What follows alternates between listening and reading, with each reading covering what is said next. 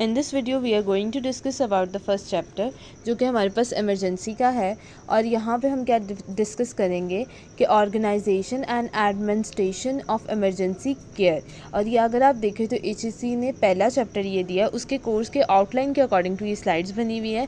सबसे पहले हमारे पास आता है इमरजेंसी सिचुएशन। अगर हम एक फिजियो की बात करें, फिजियोथेरेपिस्ट की बात करें, तो उसके लिए इमरजेंसी सिचुएशन क्या हो सकती है। इमरजेंसी सिचुएशन उसके लिए यही हो सकती है कि कोई भी हमारे पास, ये एक्चुअली रिलेटेड टू ये स्पोर्ट्स है, तो कोई भी हमारे पास कोई भी पेशेंट आता है, वो क्या हुआ कि उसको जो वो स्पोर्ट खेल रहा था या वो स्पोर्ट्स प्ले कर रहा था, तो कोई भी जो इमरजेंसी वहाँ पे कंडीशन होगी, लाइक कोई भी स्पोर्ट्स रिलेटेड उसे कॉन्शियसनेस लॉस होगी या कोई पैनिक अटैक आ गया या वहाँ पे कोई वोंड की इंजरी आ गई, ठीक है, डिसलोकेशन हो गई, कोई फ्रैक्चर हो गया, कोई ब्रूज हो गया, कोई ब्लड प्रेशर हो गया, ग्लूकोज ड्रॉप कर गया, ये ब्रीथिंग की शॉर्टनेस आ रही है, ये सडन फॉल आ रहा है या ब्लीडिंग का मसला आ रहा है, तो वो हमारे पास सारी क्या आ जाएगी, इमरजेंसी प्रोसीजर उसमें रिक्वायर होगी, इमरजेंसी केयर जो है वो हमें रिक्वायर होगी। अब हमें पता है कि हमारे पास 3 किस्म की स्पोर्ट्स होती हैं, ठीक है। एक हमारे पास वो वाली स्पोर्ट्स होती है जो हाईली रिस्क होती है, दूसरी मॉडरेट होती है और कुछ लो रिस्क होती है। जो हाईली रिस्क होती है जिसमें बॉक्सिंग हमारे पास आ जाता है, ठीक है, और जो हमारे पास वेट लिफ्टिंग आ जाता है, ठीक है, या स्काई ड्राइविंग आ गई, स्कूबा ड्राइविंग आ गई, सारी जो होती है ये डेंजरस और हाई इम्पैक्ट फोर्सेज होती है। दूसरी तरफ हमारे पास मॉडरेट फोर्सेज या मॉडरेट रिस्क वाली आती है स्पोर्ट्स, जिसमें हम कहते हैं कि हमारे पास क्रिकेट हो गया, कोई फुटबॉल हो गया, या हमारे पास कोई हॉकी हो गया। और लो रिस्क जो होती है वो स्नॉकर्स वगैरह होती हैं, ठीक है, जो हम इंडोर भी खेल सकते हैं, आउटडोर भी खेल सकते हैं, वो सारी चीज़ें हमारे पास कहते हैं लो रिस्क पे आती है। अगर इमरजेंसी सिचुएशन की स्लाइड की देखें तो यहाँ पे वो बता रहा है कि second half of a body high school basketball game player collapse on the court, play is immediately stopped by the referee. He goes to check on the player. The referee yields his distance from the three trainer covering the event. The three trainer run into the court to check any unresponsive player.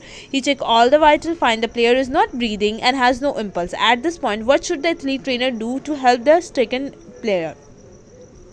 ये बस उसने एक scenario दे के, एक बच्चे football खेल रहे हैं जैसे कि, और वहाँ पे वो गिर जाते हैं इमिजिएटली, और वो जो होता है एथलीट ट्रेनर जो होता है वो फ़ौरन जाके एक बुला के लाता है एथलीट ट्रेनर को कि अब हम क्या करें। कोच जो होता है उनका, रेफरी जो होता है, और वो जब बुला के लाता है तो वो जो एथलीट ट्रेनर चेक करते हैं तो वाइटल्स भी नहीं मिल रहा होता, ना ही कोई ब्रीथिंग, ना ही कोई पल्स मिल रहे, तो हम इसमें क्या करेंगे। इस सारी इमरजेंसी सिचुएशन को डील करने के लिए जो प्रोसीजर हम करेंगे वो इमरजेंसी प्रोसीजर होगा, ठीक है। इमरजेंसी प्रोसीजर में क्या होता है कि यहाँ पे हमारे पास सबसे पहला जो होता है ना वो इमरजेंसी रिलेटिव प्लान होता है, ठीक है, इमरजेंसी एक्शन प्लान जिसे हम कह रहे हैं, तो वो जो हम प्रॉपरली कर रहे होते हैं ये इंपॉर्टेंट होता है और ये बेस्ट केयर एथलीट्स को प्रोवाइड कर रहा होता है। लाइफ थ्रेटनिंग जितनी भी इंजरी हो तो उसमें हमारे पास EAP होता है, emergency action plan, relative emergency plan होता है, ठीक है। ये इंश्योर कर रहा होता है कि हम एथलीट को बेस्ट क्वालिटी की प्रोवाइड करें जो भी हम उसको फर्स्ट एड दे रहे हैं ये इमरजेंसी सिचुएशन को डील करने के लिए। ग्लोबली जो स्पोर्ट मेडिसिन स्टाफ होता है, एथलीट ऑर्गेनाइजेशन है, उनके पास EAP प्लान होता है जो मिनिमाइज होता है और इमीडिएटली रिस्पॉन्ड कर रहा होता है कोई भी मेडिकल सिचुएशन को, ठीक है। EAP का आपको पता होना चाहिए, इमरजेंसी एक्शन प्लान। इसमें सबसे पहला हमारे पास आता है कि हमें इमरजेंसी एक्शन प्लान पता हो। दूसरा क्या होना चाहिए, हमारे पास एलिजिबल मेडिकल स्टाफ और टीम हो जिनको पता हो कि सिचुएशन को किस तरह डील करना है। दूसरा हमारे पास अवेलेबिलिटी ऑफ इक्विपमेंट हो, मतलब इक्विपमेंट प्रॉपर्ली हो। देन हमारे पास तीसरा हमारे पास आता है, यानी कि चौथा हमारे पास आता है कि कम्युनिकेशन हमारी अच्छी हो, इमरजेंसी कम्युनिकेशन अच्छी होनी चाहिए। हमें वेन्यू की लोकेशन पता होनी चाहिए कि अगर आया यहाँ पे इंजरी हुई है तो हॉस्पिटल यहाँ से कितनी दूरी पे है, ठीक है। फिर हमारे पास कहता है हमने ऑन पे उसकी असेसमेंट करनी है, हमने उसकी प्रेपरेशन करनी है, हमें इमरजेंसली ट्रांसपोर्ट उसको करना है, ठीक है। और इमरजेंसी जो केयर फैसिलिटीज़ हैं, ये लीगल डॉक्यूमेंटेशन है वो सारी करनी है। ये सारी जो होती है इमरजेंसी प्लान के अंदर आती है, जो इमरजेंसी एक्शन प्लान है हमारा। अब ये देखिए हमारे पास क्या आता है कि डेवलपमेंट ऑफ EBP, जो मैंने आपको कंपोनेंट्स इसके बताएं कि एथलीट इवेंट की प्रैक्टिस सही हो, हमारे पास स्टाफ होगा उसका एलिजिबल, तो हमारे पास इक्विपमेंट ज़्यादा हो, ठीक है। देन उसके बाद स्पोर्ट मेडिसिन स्टाफ हो, कॉन्टीन्यूसली एजुकेशन दी जा रही हो, इमरजेंसी मेडिकल केयर हो। देन उसके बाद ऑर्गेनाइजेशन जो होते हैं वो एथलीट की कौन कौन सी ऑर्गेनाइजेशन और एडमिशन ऑफ इमरजेंसी केयर के लिए फैक्टर्स जो इंपॉर्टेंट होते हैं वो हम देखने लगे। फैक्टर्स में यही हुआ मेडिकल स्टाफ, ये भी मैंने पेशेंट असेसमेंट, कम्युनिकेशन, इक्विपमेंट, ये सारी चीज़ें मैंने आपको स्लाइड की बता दी। अब हमारे पास क्या आता है कि नेशनल एथलीट ट्रेनर एसोसिएशन ने रिकमेंड किया कि organisation institute sponsor athlete activity और event develop and implement are written EAP। अब क्या हुआ कि हमारे पास नेशनल एथलीट ट्रेनर एसोसिएशन होती है, उन्होंने कहा कि हमें रिटन EAP दो, जो कि हमारे पास इमरजेंसी एक्शन प्लान है। अब इमरजेंसी एक्शन प्लान जो होता है कि ऑर्गेनाइजेशन या इंस्टीट्यूट या पर्सनल कंसल्टेशन जो होती है वो डेवलप कर रही होती है कोई भी मेडिकल सर्विस के लिए। देन उसके बाद ये जो होता है ये प्रॉपर यूज़ होता है, ये प्लान डिफरेंट आउटकम्स होते हैं इंजरी के, ये EAP पे कनेक्ट कर रहा होता है और ये इंश्योर कर रहा होता है कि फेवरेबल आउटकम हारे के। इंपॉर्टेंट जो होता है इस प्लान में क्या होता है कि हमारे पास जो होता है वो एक प्लान डॉक्यूमेंटेशन होती है, इसकी एक एजुकेशन होती है और फ्रीक्वेंटली रिवाइज हो रहा होता है प्लान इटसेल्फली, ठीक है। अब इमरजेंसी प्लान वही सारी चीज़ें जो है वो उसको एक फ्लो चार्ट में बता दी और आपको पेपर में क्वेश्चन आ सकता है कि कंपोनेंट ऑफ EAP क्या है, तो ये सारे कंपोनेंट्स इसके आते हैं। डेवलपमेंट एंड इम्प्लीमेंटेशन आ जाता है कि अब इसकी क्या है कि अगर आपको पता लग रहा है कि ये वाली जगह पे ये वाला हादसा हुआ था तो वहाँ पे वो चीज़ को ठीक किया जाए, ठीक है। ये एक्सप्लेन करता है कि किस तरह काम करना है, ठीक है। All member sport medicine staff या मेडिकल इमरजेंसी टीम के अंदर किस तरह आपने काम मिलके करना है। लोकेशन और इक्विपमेंट्स की टाइप भी बताता है, ठीक है, और वेन्यू भी बता रहा होता है हमें। जैसे कि हम उसने एग्जांपल दिया है कि एक आउटडोर स्पोर्ट है, हाई रिस्क हीट इलनेस हुई है और लार्ज ट्यूब और wading pool to be use in emergency cooling athlete at the risk of heat stroke. अगर वो बहुत ज़्यादा गर्मी में खेल रहे हैं तो हमारे पास एक कूलिंग के लिए उनका एक बैकअप प्लान होना चाहिए। रिक्वायरमेंट जो होती है वो इंडोर स्पोर्ट भी होनी चाहिए, ठीक है। इक्विपमेंट जो होते हैं फॉर इंडोर स्पोर्ट के लिए इक्विपमेंट इतने रिक्वायर नहीं होते, तो ये रिटर्न प्लान जो भी टूर्नामेंट हो रहा था उससे पहले EAP वो दे रहे होते हैं, ठीक है। और वेन्यू को भी पोस्ट किया जाता है, फ़ोन हमारे पास होते हैं जिससे हम कम्युनिकेट वगैरह पोजीशनिंग कर सके। स्पोर्ट मेडिसिन स्टाफ की इमरजेंसी टीम्स आ रही होती है। प्राइमरी टीम जो होती है वो हमारे पास स्टाफ इंक्लूड होते हैं, फिजिशियंस वगैरह इंक्लूड होते हैं। फिर मेकअप टीम आ रही होती है हमारे पास, जो है इमरजेंसी में makeup of the emergency team आ रही होती है, जो कि हमारे पास सीन ऑफ इमरजेंसी फिजिशियन आ सकते हैं, ट्रेनिंग और ये आ सकता है। अगर हम इसकी बात करें ना तो इसमें हमारे पास जो इमरजेंसी आ रही है ना कि मतलब कौन कौन से रिस्पॉन्डर्स हो सकते थे, तो एथलीट खुद जो होता है वो मिल्स और SABCD को परफॉर्म कर सकता है। मिल्स जो होती है वो मैनुअल इनलाइन स्टेबलाइजेशन होती है, जो स्पाइनल कॉर्ड की इंजरी को बचाने के लिए दोनों जो होता है, एक तो पेशेंट लेटा हुआ नीचे और वो जो होता है उसके ऑक्सीपिटल रीजन जो होते हैं ना टेम्पोरल लोब के पीछे जो होता है वो अपने हैंड्स को प्लेस कर रहा होता है, मिल्स परफॉर्म कर रहा होता है, ठीक है। देन उसके बाद SAB सेफ्टी आ जाता है जिसमें मिल्स हम करते हैं, और A से हमारे पास एयरवे को चेक करते हैं, B से ब्रीदिंग को आ जाते हैं, C से हमारे पास सर्कुलेशन, D से डिसलोकेशन या डिसेबिलिटी तो नहीं है, E से एरिथमिया कर रहे होते हैं। तो ये दो चीज़ें जो है ये एक फिजिकल थेरेपिस्ट और ये फर्स्ट रिस्पॉन्डर होगा। स्टूडेंट खुद अगर वो उस जगह पे कोई नहीं वो तो वो फर्स्ट रिस्पॉन्डर के तौर पे इक्विपमेंट प्रोवाइड कर सकता है। अगर फिजिशियन खुद है तो वो मेडिकल केयर दे, अगर इक्विपमेंट का मैनेजमेंट है तो मिल्स परफॉर्म करे और इक्विपमेंट दे, और टीम का कोच है तो वो मिल्स और साथ ही साथ EMC वगैरह या कम्युनिकेशन के तौर पे कर सकता है काम, ठीक है। ये सारी मेडिकल स्टाफ के बारे में लिखा है। फर्स्ट रिस्पॉन्डर के बारे में भी बता दिया, जो फर्स्ट एड्रेस करेगा वो सीन को, ठीक है। एथलीट जो है फर्स्ट रिस्पॉन्डर हो सकता है। टीम ऑफ फिजिशियन जो होता है इमीडिएटली केयर प्रोवाइड कर रही होती है, फर्स्ट रिस्पॉन्डर हो सकती है।